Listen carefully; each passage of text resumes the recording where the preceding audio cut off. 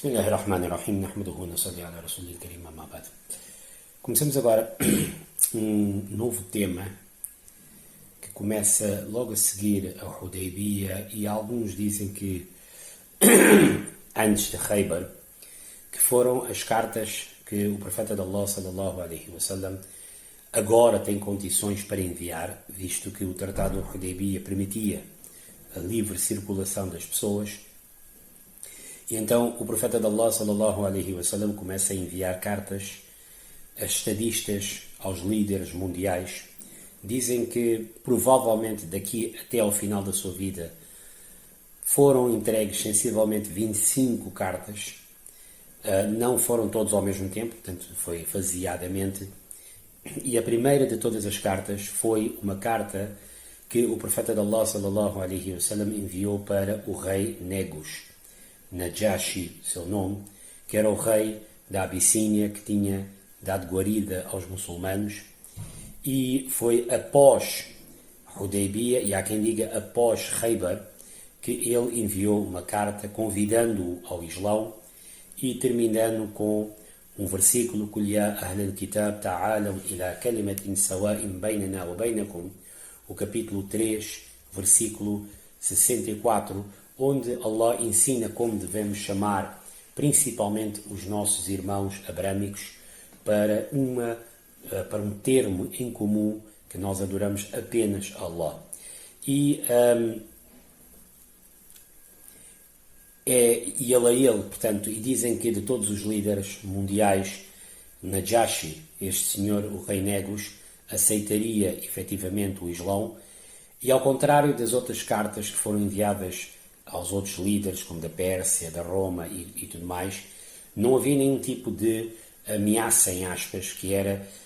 os outros reis todos receberam, portanto, além deste mesmo convite, deste mesmo versículo, recebiam também uma extra informação, que era: se não aceitares o Islão, tudo que vier a acontecer com o teu povo será apenas e somente tua culpa.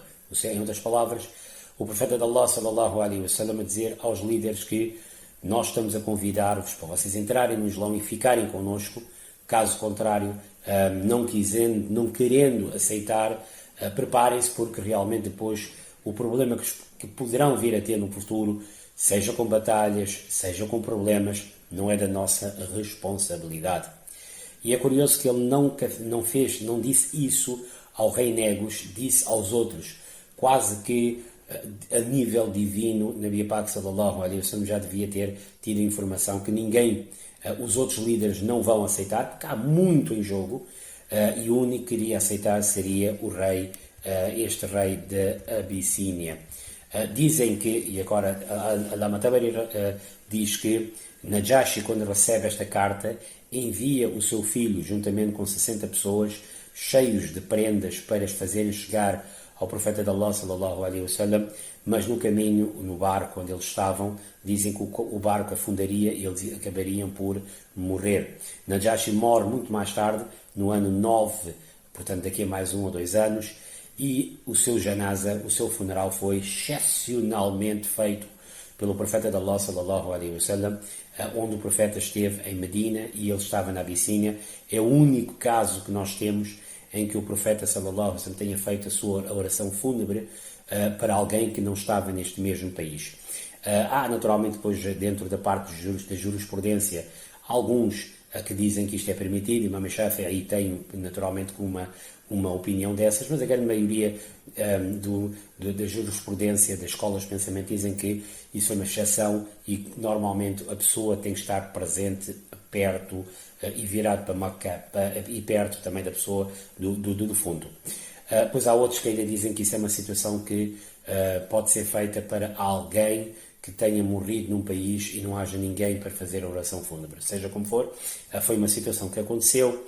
A segunda grande carta, mais famosa de todas, foi para o rei César da época. E hoje falaremos um bocadinho mais sobre ele. E, naturalmente, que todas as informações que nós temos vêm de Bukhari, vêm de Muslim e vêm de Musnad Ahmad. E agora, muito resumidamente, vou-vos dar aqui algumas informações. Na época, o César que estava, portanto, no poder era um homem chamado Heraclius. que reinou entre 610 e 641. Roma na altura existia, mas não tinha o esplendor que a Bizantina e o Levante na época tinha.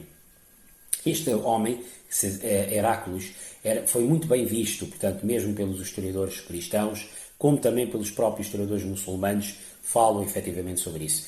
E foi ele que conseguiu finalmente derrotar os persas, depois de terem perdido muitas batalhas com os persas. Há quem diga que durante 350 anos os romanos lutaram contra os persas e finalmente conseguiram ganhar, e ganham numa altura em que tinham sofrido uma derrota fortíssima e depois de repente conseguiram uma grande vitória. O próprio Alcorão, no Sura de Roma, nos primeiros 3 versículos, Allah subhanahu wa ta'ala dá estas informações numa altura em que quase era impensável pensar que os romanos alguma vez podiam ganhar os persas. Os persas, naquela época, estamos a falar de 628, os persas estavam tão fortes, que eles tinham conquistado Damasco, tinham conquistado Jerusalém e até tinham chegado até ao Egito. Portanto, era quase impensável alguém algum dia ter essa ideia que os persas iriam perder alguma coisa. O certo é que, através de Heráclides, os romanos ganham, tal como o Alcorão tinha dado esta profecia no capítulo de Roma, nos primeiros versículos, e em 628 Heráclides consegue reconquistar todas as suas terras no Levante e chega até à capital persa de Asfahan. Dizem que foi naquele momento que o imperador persa foge e mais tarde é morto. Iremos para a semana falar, inshallah, um bocadinho mais a fundo sobre os persas. Heráclides, além de ser um grande guerreiro, também era um grande sábio. Ele conhecia muito o cristianismo e na altura ele deparava-se com um problema dentro do seu próprio povo, que o cristianismo estava dividido em 2 tipos de gente: os monofisistas e os diofisistas. Basicamente a diferença qual era? É que havia cristãos que acreditavam que Jesus era ambos homem e Deus, e havia quem realmente acreditava que Jesus era só homem e quem acreditava que Jesus era só Deus. E portanto, por essa diferença de crença, a própria Roma, quando eu falo Roma, estou a falar o Levante e a Roma bizantina, estava efetivamente dividido. Dizem que Heráclides tentou também criar uma terceira via, mas não teve sucesso. Mas isso mostra que ele era um homem preocupado não só na parte guerreira, como também era um homem que preocupava-se com o seu próprio povo. A sua abordagem com o Islão chega como há várias passagens. Há uma passagem que diz que ele realmente um dia acorda muito triste. E quando ele acorda, ele diz aos seus ministros que ele tinha visto que o seu reino iria cair e o homem que iria tomar conta do seu reino era um líder que se fazia a circuncisão.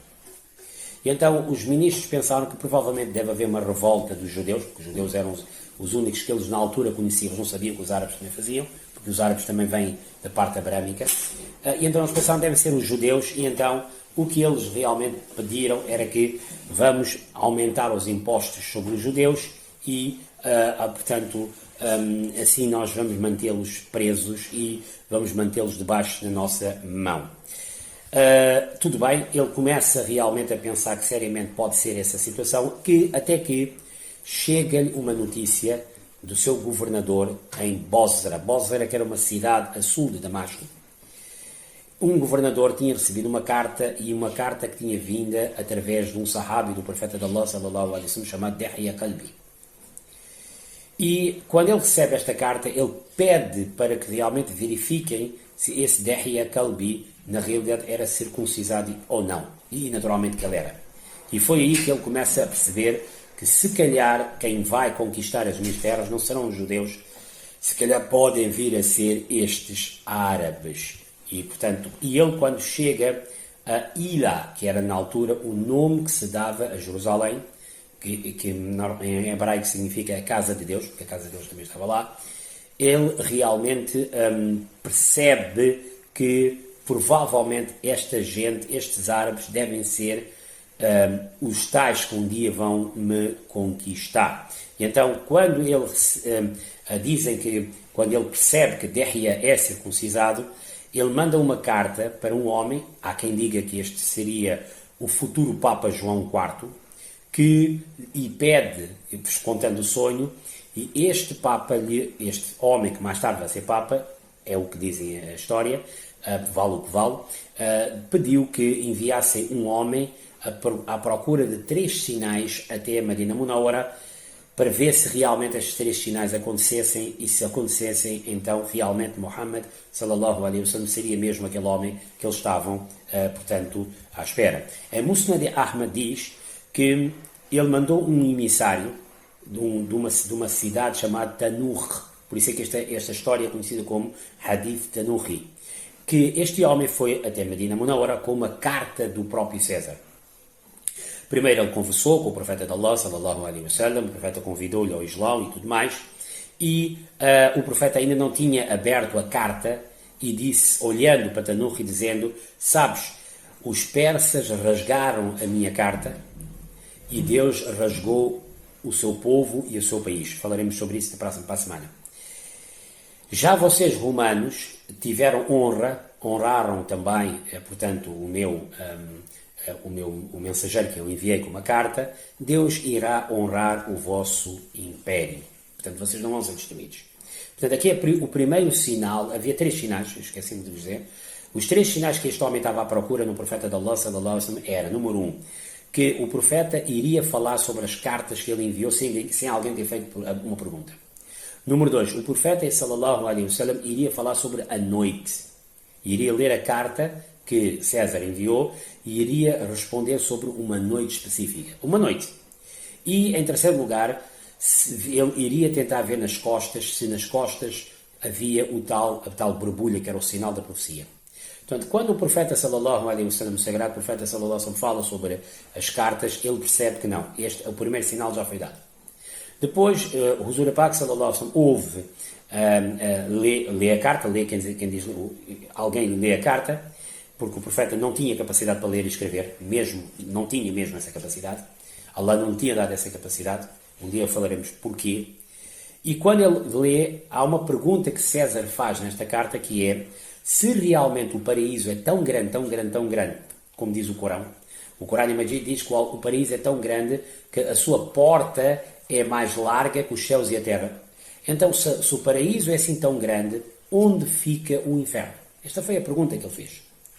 A resposta, Nabi Pak sallallahu alaihi wasallam deu com uma outra pergunta, dizendo, quando o dia chega, para onde vai a noite? Ou seja, onde é que vai a noite? Em outras palavras, a noite desaparece. E da mesma forma, o paraíso é tão grande que o inferno daquela pessoa desaparece. Basicamente foi isso. E então, o segundo sinal estava lá, que ele falou sobre a noite. Portanto, ele tinha...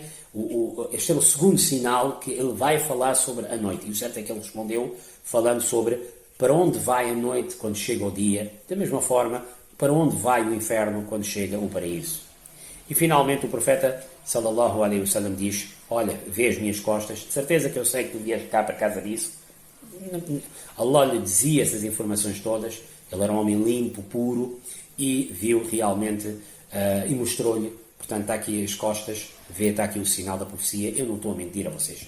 E o certo é que este indivíduo chega e dá essas informações ao César, e é por essa razão que depois César diz, agora eu preciso de falar com alguém da sua cidade. E é aí que ele manda procurar em Jerusalém, quando ele está em Jerusalém, se há Quraishitas que conhecem, e principalmente Quraishitas que não sejam, portanto, seguidores dele. E eles descobrem uma caravana de Abu Sufyan, nada mais, nada menos que o seu arquirrival. E ele chama este grupo todo e pergunta quem de vocês é o mais próximo familiar dele. Aqui também César é muito inteligente. Primeiro ele quer falar com pessoas que não sejam muçulmanas, porque os muçulmanos vão defender o Islão. Depois ele quer falar com alguém que não seja muçulmano, mas seja familiar, porque ele sabe que normalmente um familiar do outro lado vai falar mal e vai dizer tudo o que ele pensa. Então ele quer realmente isso. Em terceiro lugar ele diz que, olha, tu sentas aqui e os teus amigos vão sentar lá atrás. Há duas narrativas. Há quem diga que os amigos ficaram no outro quarto e ele, as perguntas que fez a Abu Sufyan faria os mesmos para ali e esperava e disse que se vocês mentirem, se vocês mentirem, vocês vão estar em problemas comigo. E há quem diga que ele meteu os amigos atrás e disse: qualquer um de vocês ver que Abu Sufyan está a mentir, quem realmente disser a verdade, eu vou dar um prémio. Seja como for, criou condições que Abu Sufyan próprio diz que eu não podia correr o risco, porque a pior coisa que se pode acusar um Qurayshita era de ser mentiroso, ainda por mais sendo ele um líder. Então ele percebeu que não vale a pena estarmos a mentir, eu vou responder às perguntas da maneira como realmente elas são e os meus amigos lá atrás irão confirmar ou não. E então ele depois aí começa efetivamente, portanto, que ele lê, portanto, a própria carta, ele lê a carta que Nabi Pak sallallahu alaihi wasallam enviou, e naturalmente ali tem o versículo 64 do capítulo 3, a falar sobre o convite que venham para o Islão e ficaremos bem, e naturalmente no fim há um extra em que o profeta de Allah sallallahu alaihi wasallam diz que se realmente vocês não quiserem aceitar, o que vai acontecer com o teu povo, com os Iriciín, há quem diga que os Iriciíns eram aqueles cristãos que não seguiam São Paulo, seja como for, será sempre da tua responsabilidade. Depois já há um diálogo entre os dois. E Heráclides faz uma série de perguntas. Quem este homem é? Qual é a família dele? Onde é que ele vem? Nós já fizemos um episódio atrás onde falamos efusivamente todo isso. A única coisa aqui que nós vamos mostrar é que de todas as perguntas que ele fez a Abu Sufyan próprio diz que eu não consegui mentir em nenhuma delas. A única coisa que eu consegui ainda dar a volta era quando ele perguntou-me como é que ele está, o que é que ele está a pedir. Ele está a pedir justiça, está a pedir realmente que sejamos amigos, irmãos uns dos outros. E Abu Sufyan disse: a única pimenta que eu consegui meter era: até agora ele está assim, agora amanhã como é que vai ser eu não sei. Foi o único veneno que eu consegui efetivamente pôr. Heráclides, quando ouve todas essas perguntas, diz que, na realidade, este homem um dia vai reinar o chão onde eu estou a pisar. Porquê? Porque ele vem de uma família nobre. Todos os profetas vinham de uma família nobre. Ele não está à procura de riqueza. Todos os profetas não procuravam. Os seus seguidores normalmente eram todos indivíduos muito estrangeiros, escravos, frágeis. Normalmente todos os profetas tinham esses seguidores, a grande maioria, falando no geral, naturalmente houve outros homens também que seguiram. Ele realmente está a pregar a paz, naturalmente todos os profetas também pregaram. Ele prega que seja adorado um Deus, ele prega que haja justiça, ele prega que não haja corrupção. Tudo o que o vosso profeta está a pedir é exatamente o que o nosso efetivamente pediu, e portanto eu vejo que isto, ele um dia vai chegar até aqui, porque ele tem todas as condições para reinar dentro do mundo. Quando efetivamente ele diz isso, à volta os ministros, os padres, todos começaram a gritar em pânico. E é aí que Abu Sufyan próprio nas suas memórias diz que pela primeira vez, aliás, ele até diz que o assunto de, ele utiliza um nome um bocadinho, uma alcunha ao profeta que não vou mencionar aqui, ele não diz o nome, mas na altura ele diz que o fulano de tal, o filho de tal, realmente já chegou, o assunto dele já chegou a um nível que até os romanos, que era uma superpotência, até eles já estão com medo dele. E Abu Sufyan próprio diz que foi aquele preciso momento que eu de repente comecei a me inclinar para o Islão e a ver que não. Afinal, eu sempre pensei que se calhar Muhammad sallallahu alaihi wasallam estava a tentar ser famoso, estava a tentar fazer revolta, golpe de Estado, estava a fazer uma maneira. Mas foi aí que pela primeira vez eu percebi que não, este Islão que ele está a trazer é uma coisa diferente, ele não é um impostor. Ele disse que foi aquele primeiro passo para eu virar, e claro, naturalmente ele vai se converter mais tarde. Dizem que depois de eles terem sido embora, há quem diga que depois de eles terem embora, Heráclides chamou os ministros para um quarto, fechou efetivamente um quarto. Depois há várias narrativas, há quem diga que ele tinha retratos dos profetas, há quem diga que não era outra coisa qualquer. Seja como for, ele realmente disse aos ministros que, olha, eu estou seriamente a pensar em aceitar esta religião e converter-me ao Islão, porque eu estou convencidíssimo que este homem é efetivamente verdadeiro. E ele mandou fechar todas as portas. E quando ele diz isso, todos quiseram fugir. Todos os padres, os ministros, em pânico, quiseram fugir porque realmente não conseguiam conceber essa ideia. E Heráclides, ao ver isso, disse que não, olha, eu só estava a brincar com vocês, estava-vos a testar, queria ver se vocês realmente iriam converter-se ou não. Só Allah sabe se realmente ele foi verdadeiro ou não foi verdadeiro. O certo é que, historicamente falando, ele não aceita o Islão e ele vai, efetivamente, continuar a sua vida normal e não vai efetivamente entrar no Islão.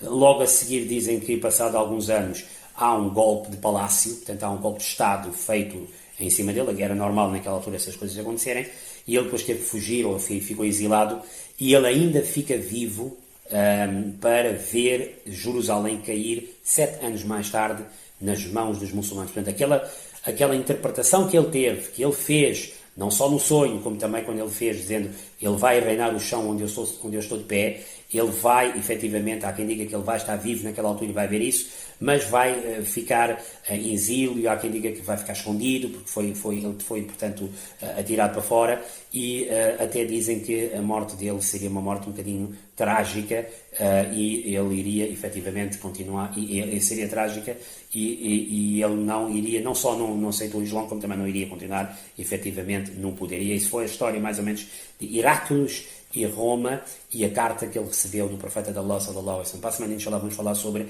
mais uma carta que foi enviada pelo profeta de Allah, sallallahu alaihi wasallam, ao Kisra. Caesar é César, portanto em árabe, e Kisra era o título que se dava aos persas. Inshallah, para a semana falaremos. Wa akhiru da'wana alhamdulillahi rabbil alamin wa sallallahu alaihi wa sallam Muhammad wa ala alihi wa sahbihi.